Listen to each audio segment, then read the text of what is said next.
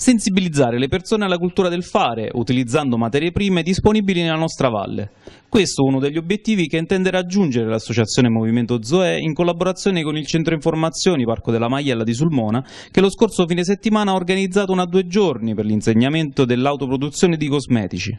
Si va dalle creme agli unguenti, dal sapone al dentifricio, partendo da materie prime naturali. Noi partiamo dalle piante che possiamo trovare nelle nostre montagne, quindi per lo più iperico, calendula, elicriso, timo, santoreggia, melissa, salvia, menta. Poi naturalmente a seconda dell'uso che si vuole fare di questi unguenti, quindi per quale medicazione o per quale tipo di pelle, si usano differenti tipi di erbe. Il corso si è tenuto presso la fattoria didattica Tana della Volpe di Pacentro e si inserisce nell'ambito della differenziazione produttiva delle attività rurali non agricole, con lo scopo di favorire l'integrazione con il territorio e con l'agricoltura.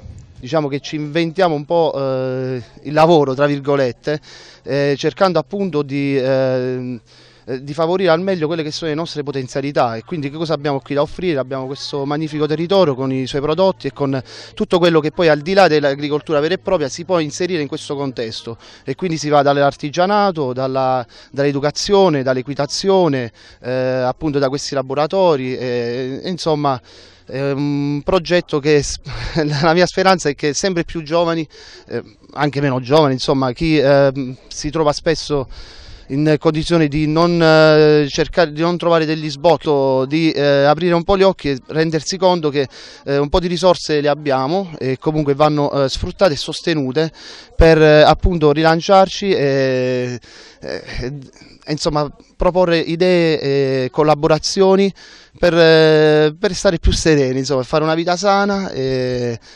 Bisogna sapersi accontentare in questa valle, rimanere attaccati al proprio territorio e saperselo godere nel migliore dei modi. Noi siamo felici di ospitare eventi di questo tipo dove si dà spazio proprio alle energie che ci sono nel territorio, perché cerchiamo di diversificare l'azienda non solo per quanto riguarda la didattica con i bambini, ma anche didattica per gli adulti.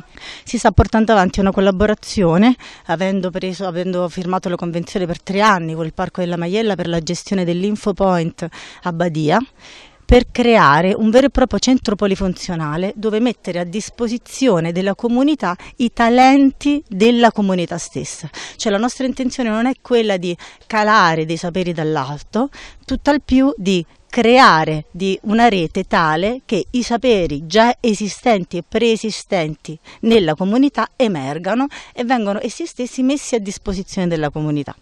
Creeremo un pacchetto di eventi e di iniziative che proprio hanno come finalità valorizzare i talenti umani e le bellezze territoriali che vorremmo raccontare agli altri, non semplicemente attraverso la descrizione dei luoghi e delle iniziative, ma vorremmo raccontarli molto più profondamente. Vorremmo raccontarli attraverso gli aneddoti delle persone che questi luoghi li hanno realmente vissuti, attraverso la cultura che già esiste e va semplicemente messa a disposizione degli altri. Stiamo cercando quindi di avvalerci di quella che viene tecnicamente chiamata conoscenza tecnica non esperta. I prossimi appuntamenti con i laboratori di autoproduzione del Movimento Zoe saranno a partire dal 9 luglio, tutti i mercoledì dalle 17 alle 19, presso la riserva Sorgenti del Pescara a Popoli. Per informazioni consultare il sito www.movimentozoe.com.